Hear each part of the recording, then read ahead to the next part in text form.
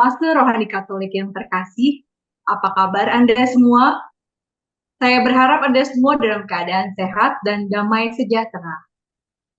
Senang sekali saya, Angela Puri, dapat mengunjungi Anda dalam acara Oase Rohani Katolik edisi hari ini.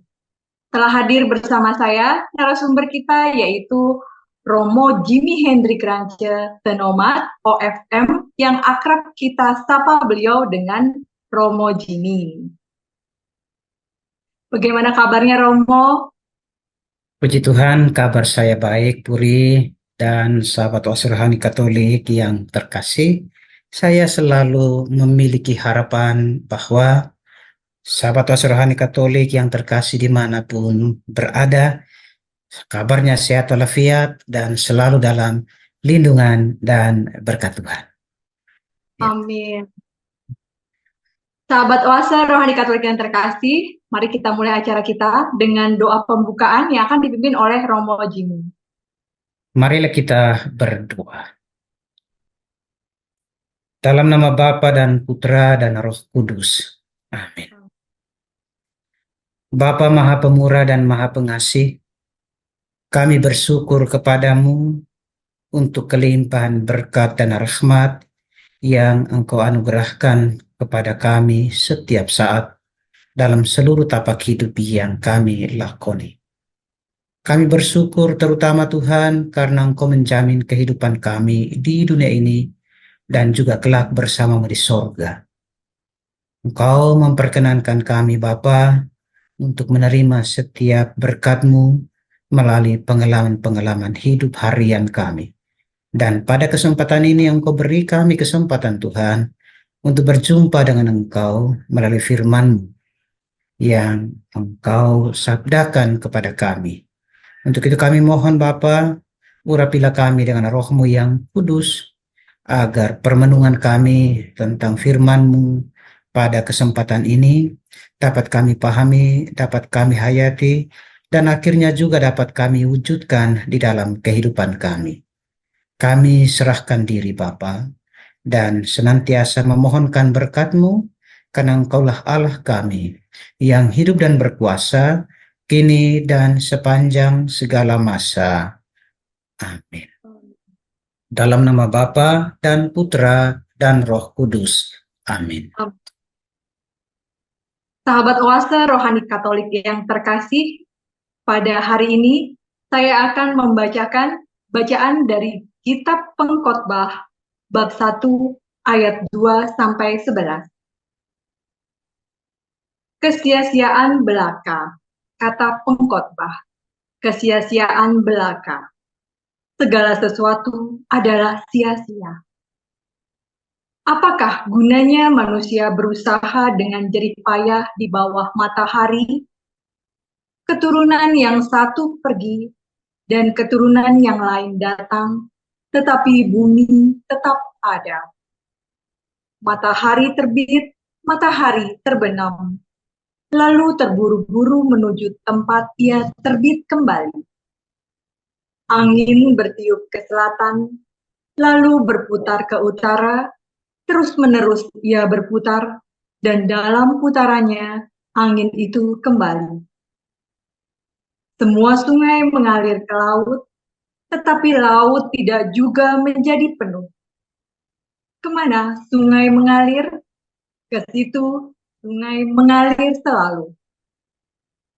Segala sesuatu menjemukan, sehingga tak terkatakan oleh manusia. Mata tidak bosan-bosan melihat, telinga tidak puas-puas mendengar. Apa yang pernah ada akan ada lagi, dan apa yang pernah dibuat akan dibuat lagi. Tiada sesuatu yang baru di bawah matahari. Adakah sesuatu dapat dikatakan, lihatlah, ini baru. Tetapi sebenarnya hal itu dahulu sudah ada lama sebelum kita. Kenang-kenangan dari masa lampau tidak ada, dan dari masa depan yang masih akan datang pun tidak akan ada kenang-kenangan. pada mereka yang hidup sesudahnya. Demikianlah sabda Tuhan. Syukur kepada Allah. Mazmur tanggapan dengan refren. Tuhan, Engkaulah tempat perteduhan kami turun-temurun. Tuhan, Engkaulah tempat perteduhan kami turun-temurun. Tuhan, Engkau mengembalikan manusia kepada debu, hanya dengan berkata, kembalilah, hai anak-anak manusia. Sebab di matamu 1000 tahun sama seperti hari kemarin, atau seperti satu giliran jaga di waktu malam. Tuhan, Engkaulah tempat perteduhan kami turun-temurun. Engkau menghanyutkan manusia seperti orang mimpi, seperti rumput yang bertumbuh. Di waktu pagi tumbuh dan berkembang, di waktu petang lisut dan layu.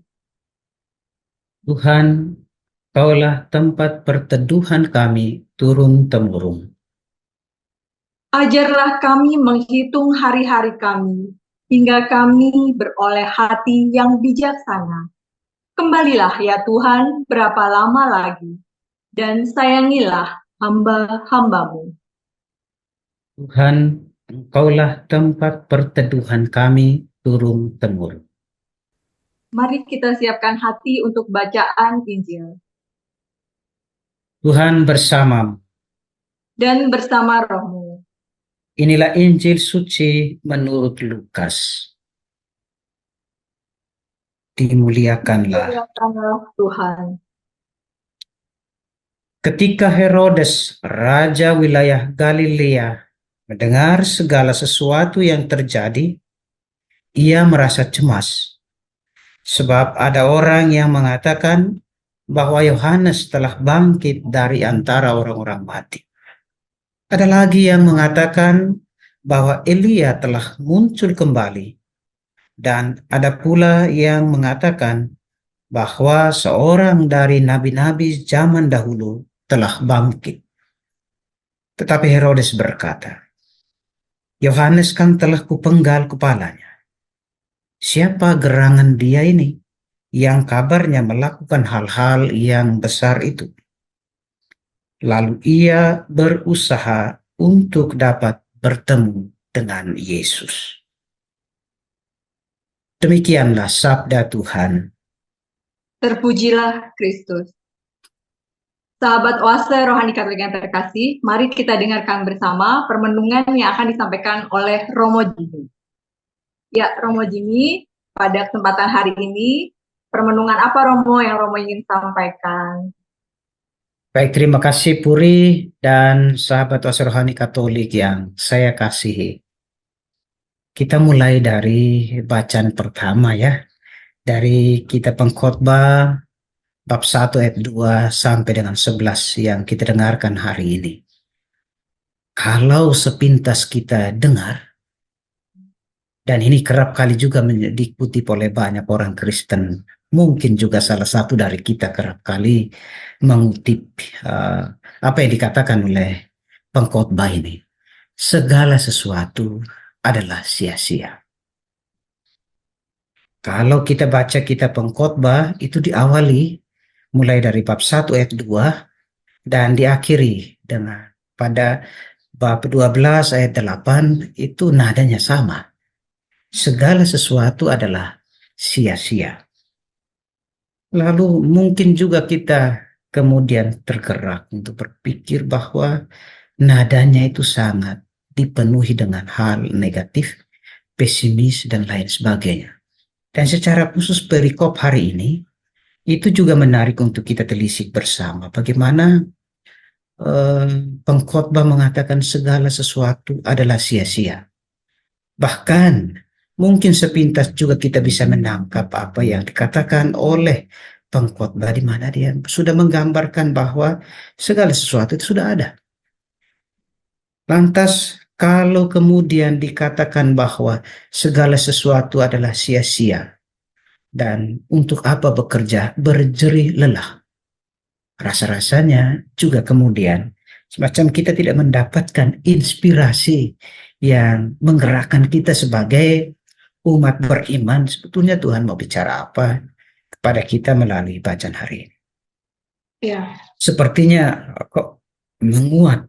Ini secara manusiawi atau spontan bisa kita tangkap seperti itu, Puri dan sahabat Wasa Rohani Katolik yang saya kasihi.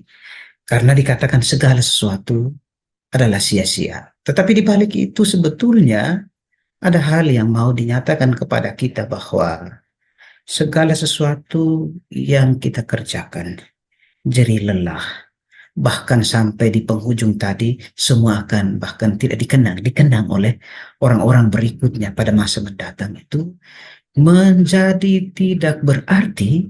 Dan menurut saya di sini poinnya.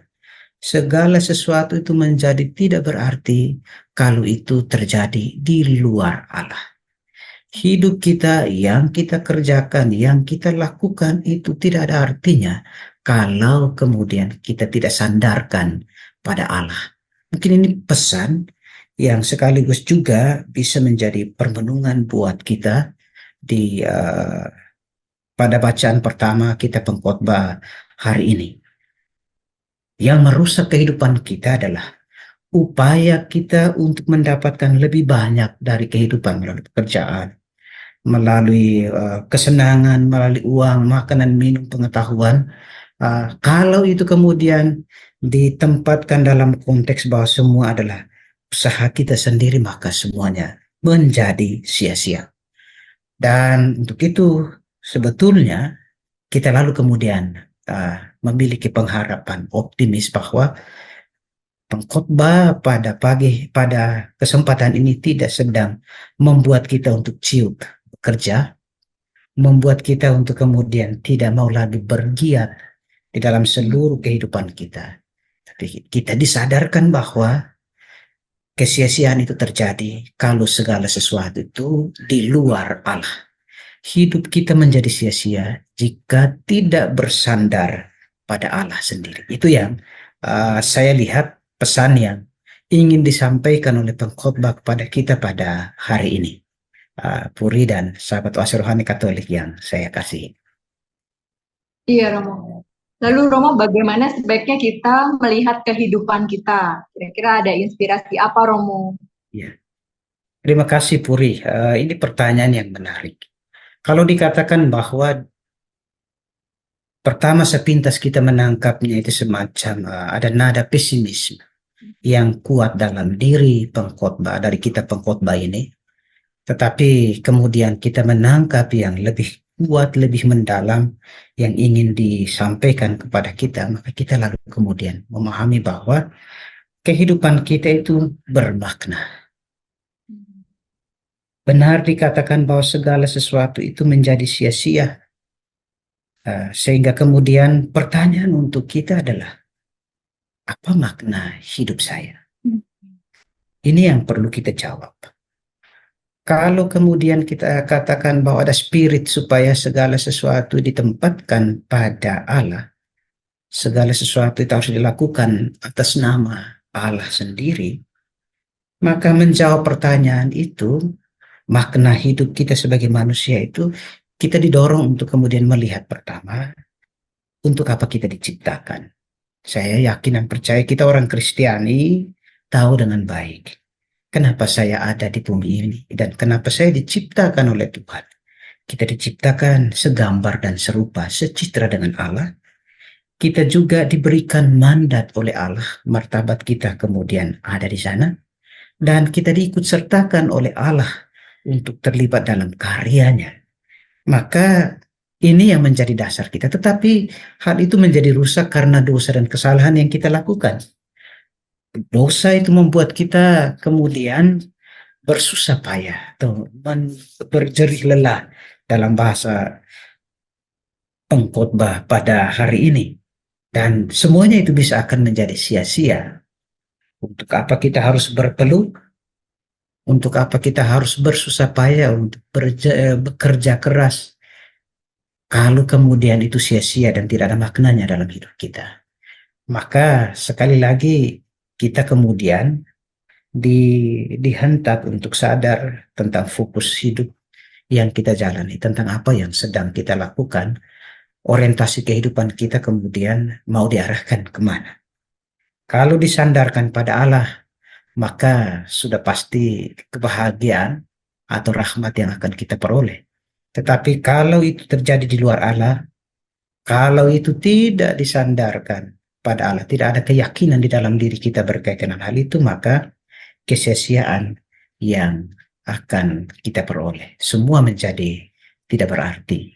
Tidak, kita tidak akan pernah puas sedikit pun. Dalam ayat 8 tadi jelas dikatakan, mata boleh melihat, tetapi telinga boleh mendengar. Tapi kita kemudian tidak ada rasa kebahagiaan paripurna dalam. Kita tidak akan pernah puas dengan segala macam usaha dan pekerjaan. Bahkan ketika kita mendapatkan hasil yang luar biasa pun itu tidak akan bertahan. Kita tidak akan puas di dalam sukacita atau kebahagiaannya kita peroleh itu. Nah, itu yang menurut saya bagaimana kita memaknai atau melihat kehidupan kita dalam konteks apa yang mau disampaikan oleh pengkhotbah pada kita pada pagi hari ini, Budi dan sahabat Wasironi Katolik yang saya kasihi. Gitu. Iya, baik Romo. Lalu Romo, apabila kita ingin mengarahkan hati kita kepada Allah, kira-kira apa yang harus kita lakukan ya Romo ya? Ya, hemat saya memang mungkin kita akan atau kita bisa akan dengan mudah mengatakan bahwa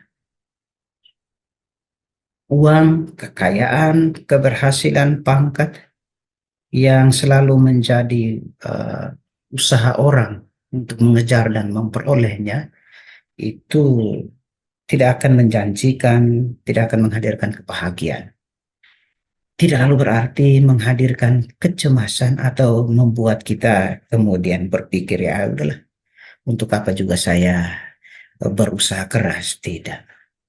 Atau juga saya mau mengatakan bahwa dengan apa yang dikatakan oleh pengkhotbah kepada kita pada hari ini, kita mau diajak untuk tidak fokus dengan usaha pekerjaan dan kemudian melepaskan diri kita dari Tuhan. Segala usaha dan pekerjaan, orientasi hidup kita akhirnya harus dipusatkan atau bersumber dan mendapatkan kekuatannya dari Tuhan. Untuk itu, kita bisa membuat hidup kita menjadi berarti. Dan supaya kemudian hidup kita itu bisa menjadi berarti, tidak ada yang sia-sia, langkahnya hemat saya adalah prioritaskan Tuhan. Kita memprioritaskan Tuhan, melakukan dalam bahasa pengkhotbah, prioritaskan Tuhan itu bisa dikatakan takut akan Allah. Atau juga dalam Injil Matius juga, dalam Injil Matius bab 6 ayat 33, dikatakan kita harus tunduk mengikuti kehendaknya. Itu memprioritaskan apa yang menjadi kehendak Tuhan sendiri. Nah, memprioritaskan kehendak Tuhan tidak lalu berarti menjadikan kita sebagai orang Katolik, sebagai orang Kristiani, itu menjadi orang-orang yang ahli surga, pemilik surga, lalu kemudian mengabaikan kehidupan kita. Tidak. Memprioritaskan Tuhan di dalam kehidupan kita sehingga apapun yang kita jalani, yang kita peroleh itu berarti tidak sia-sia, adalah bagaimana kemudian Tuhan itu kita jadikan sebagai titik fokus atau pusat dari seluruh kehidupan kita. Di sana kita kemudian akan memaknai dengan baik setiap kegiatan yang kita lakukan, setiap pekerjaan yang kita kerjakan, dan hasil yang kita peroleh. Sekali lagi, semuanya akhirnya kan harus dikembalikan kepada Tuhan. Itu hemat saya yang menguat sekali ini dikatakan kepada kita oleh pengkhotbah pada hari ini. Sehingga kita juga boleh optimis mengatakan tidak ada yang sia-sia. Semua menjadi bermakna karena saya tidak mengabaikan yang urusan duniawi, kegiatan hidup harian saya dengan pekerjaan dan lain sebagainya. Saya membuatnya menjadi berarti karena saya tempatkan Tuhan sebagai pusat dari segala-galanya. Itu Puri dan sahabat Wasirone Katolik yang terkasih. Iya, baik Romo, inspirasi yang sangat baik untuk kita semuanya. Namun Romo, apabila kita memang sudah berniat untuk selalu berfokus pada Tuhan, segala sesuatunya untuk Tuhan. Namun di tengah jalan kadang-kadang kita mengalami halangan, permasalahan maupun apa namanya masalah yang mungkin bertubi-tubi, mungkin masalah yang tidak kunjung selesai, atau mungkin kita juga merasa jenuh gitu ya Romo ya. Nah, kira-kira Romo, apa yang harus kita lakukan untuk kita tetap bisa eh, diperbaharui selalu semangat kita dalam mengarahkan hati kita kepada Tuhan, Romo? Ya, ini pengalaman konkret, pengalaman real yang selalu kita hadapi sebagai manusia. Tantangan itu selalu kita temui, dan kerap kali secara manusiawi itu kita tolak untuk kemudian menerima atau menjalani apa yang disebut dengan tantangan atau persoalan. Dan kerap kali juga oleh karena kita membentengi diri, oleh karena kita juga tidak mau untuk menerima pengalaman seperti itu, kita lalu bisa cepat putus asa. Tapi yang mau dikatakan kepada kita atau yang bisa kemudian kita hidupi menjadi kekuatan buat kita adalah kita mesti membuka hati dan diri kita untuk menyelami maksud Allah di balik setiap pengalaman hidup kita. Tidak hanya ketika kita menghadapi pengalaman sukacita yang kemudian membuat kita sumringah dan sadar bahwa ini Tuhan bekerja luar biasa untuk saya. Tidak hanya soal itu, tetapi juga apakah ada kesanggupan dari diri kita untuk menyelami dan memahami sebetulnya Tuhan sedang mau mengatakan apa kepada saya di balik tantangan dan persoalan yang saya hadapi itu. Terkait dengan apa yang dikatakan oleh Puri, saya ingat refleksi atau apa yang dikatakan oleh Ayub. Kita bisa lihat di Ayub bab 2 ayat 10. Saya bahasakannya begini. Ayub di sana dia katakan begini. Kalau kita bersuka cita menerima pengalaman atau berkat Tuhan, lalu kenapa kita menolak yang namanya tantangan, persoalan, atau menghindari yang namanya masalah di dalam kehidupan? Maka sebetulnya kita digerakkan dengan pertanyaan ini, kita digerakkan untuk kemudian buka hati untuk Tuhan.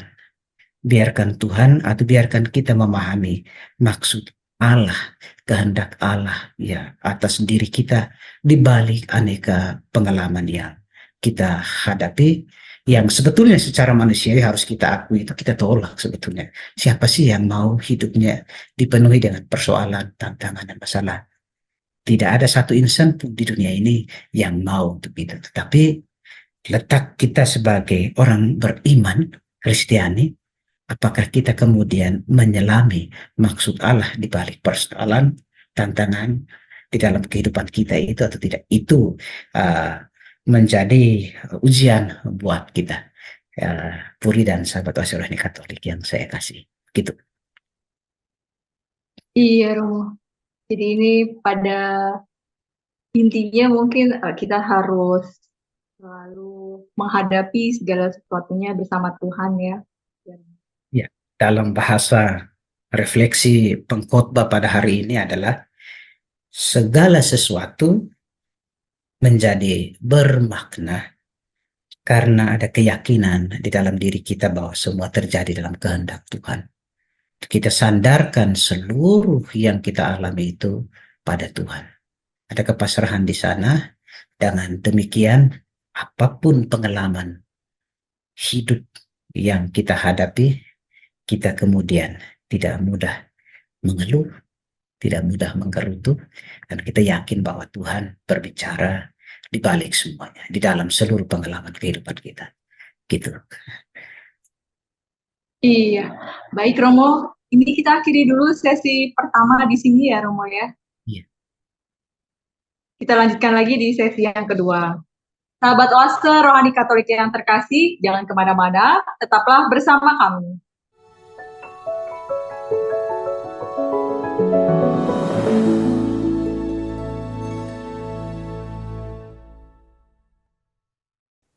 Sahabat Oase Rohani Katolik yang terkasih, terima kasih masih bersama kami di acara Oase Rohani Katolik edisi hari ini. Masih bersama dengan Romo Jimmy Hendrik Rance Tenomat OFM dan saya Angela Puri. Bagi Anda yang ingin menyampaikan pertanyaan, kami persilakan untuk menghubungi kami di nomor HP 0881 0251 33438 atau melalui alamat email kami di orkkj2021@gmail.com. Mari kita lanjutkan lagi perbincangan kita. Ya, Romo Jimmy, di sesi kedua ini ada inspirasi atau permenungan yang menarik apa, Romo, yang bisa Romo bagikan untuk kami semua? Baik, terima kasih Puri dan sahabat Oase Rohani Katolik yang terkasih. Penginjil Lukas mengangkat kisah Herodes yang kita dengarkan pada hari ini itu begitu singkat ya.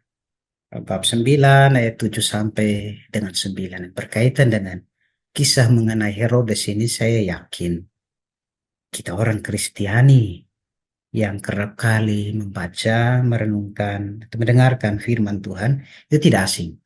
Menyebut Herodes di gambaran atau asosiasi kita itu sudah jelas. Tapi mari kita coba melihat sebetulnya apa yang mau disampaikan kepada kita melalui bacaan Injil hari ini. Saya mau mengajak kita sekalian untuk bergerak dari pertanyaan, kenapa Herodes itu begitu cemas? Kenapa Herodes itu begitu gelisah tentang perbuatan baik atau apa yang dia dengar tentang Yesus? Ini kan tentu ada kaitannya dengan Yohanes Pembaptis sehingga dia kemudian juga di dalam pikirannya kan jelas. Yohanes Pembaptis kan sudah saya penggal kepalanya. Lalu siapa sih orang ini? Siapa kegerangan dia? Sampai orang banyak itu menjadi begitu kagum. Kalau dia sebagai raja, sebagai pimpinan, tentu juga dia merasa posisi dia, jabatan dia terancam oleh karena perbuatan baik yang dilakukan oleh Yesus dan banyak orang mengagumi Yesus. Itu bisa kita tafsir seperti itu. Tetapi juga kecemasan dia, kegelisahan dia itu tentu digerakkan oleh iri yang mendalam. Dan rasa iri itulah yang kemudian menggerakkan dia untuk membunuh Yohanes Pembaptis kan. Dan selain itu juga tentu ada rasa bersalah, perasaan bersalah sendiri yang kemudian membuat dia atau menggugat dia, mengadili perbuatannya sendiri, mengadili dia sehingga dia menjadi tidak tenang. Dia menjadi gelisah sama sekali atas apa yang dia dengar. Dan untuk itu dia mau bertemu dengan Yesus.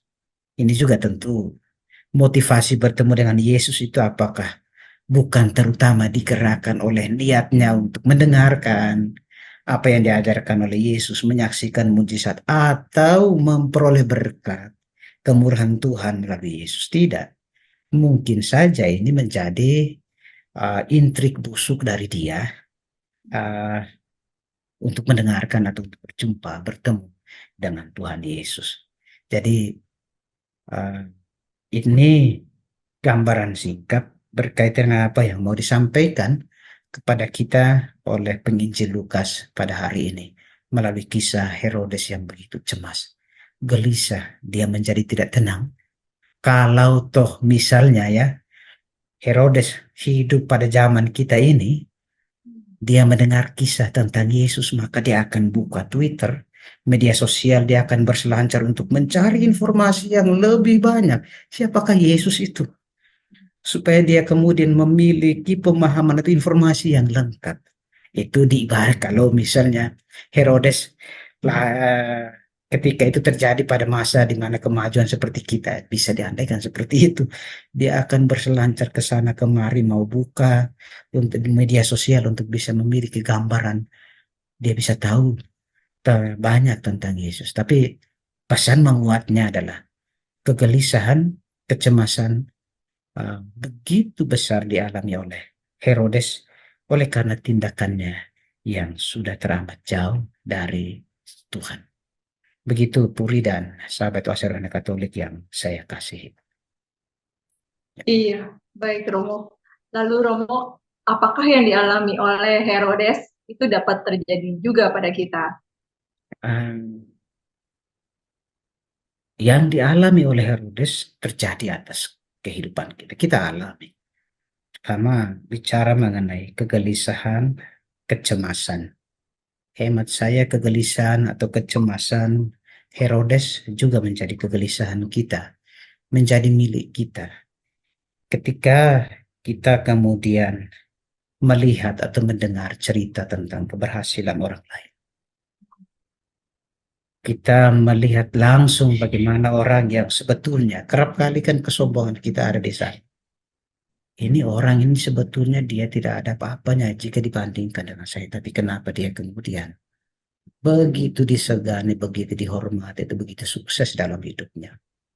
Dan itu memunculkan dosa lain di dalam kehidupan kita, yaitu iri. Dan kita menjadi tidak tenang lagi terhadap situasi yang kita saksikan sendiri.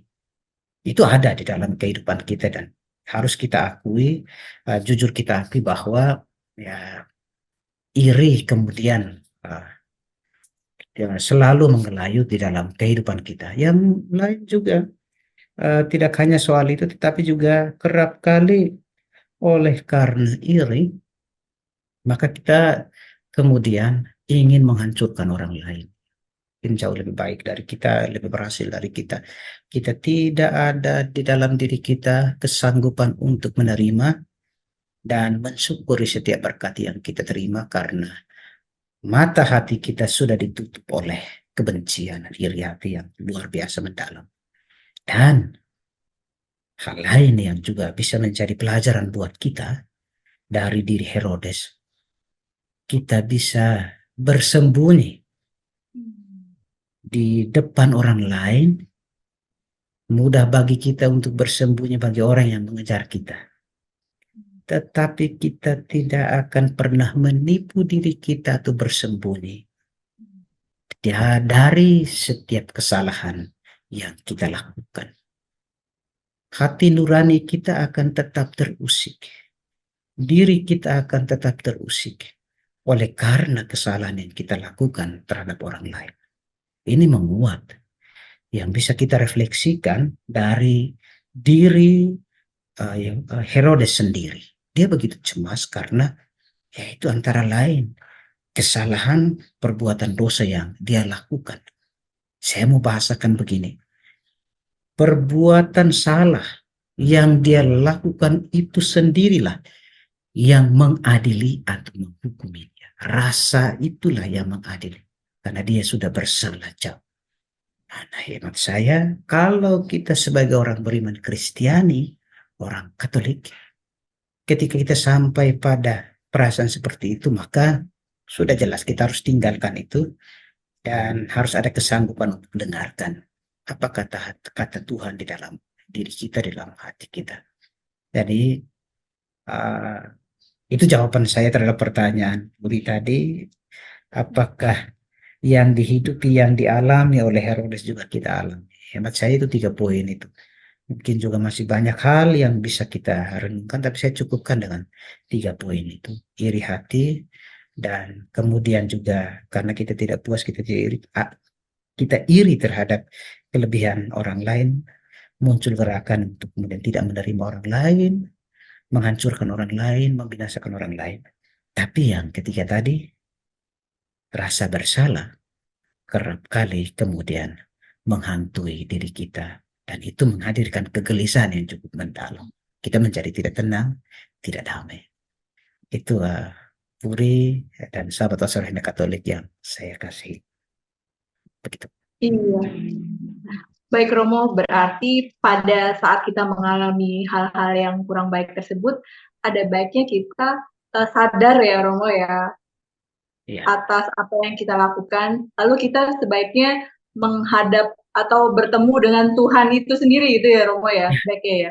Jadi saya berpikir atau permenungan saya ketika kita digerakkan oleh sebuah kesadaran akan apa yang kita lakukan, maka kita kemudian juga bisa mengukur sejauh mana perbuatan saya itu menghadirkan rahmat, membawa berkat buat orang lain, atau justru mencelakakan yang kita sebut sebagai perbuatan salah.